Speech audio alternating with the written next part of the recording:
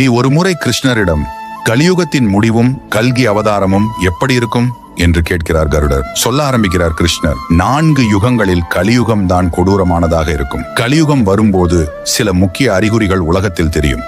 அப்பொழுது மனிதர்களோட வயது வரம்பு குறைந்து அதிகபட்சமாக 20 ஆண்டுகள் மட்டுமே மனிதர்களின் ஆயுள் காலம் இருக்கும்.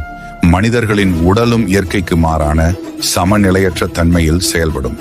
மக்கள் கடவுளையும் கலாச்சார சடங்குகளையும் புறக்கணிப்பார்கள்.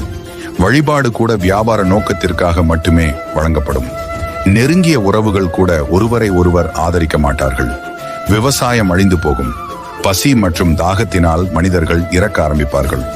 இப்படி கோரத்தாண்டவம் ஆடிய கலியுகத்தின் முடிவில் பகவான் விஷ்ணு சூரியனின் கதிர்களில் அமர்ந்து ஒரு சொட்டு நீரும் இல்லை எனப்படும் வரை அனைத்து நீரையும் உறிஞ்சுவார்.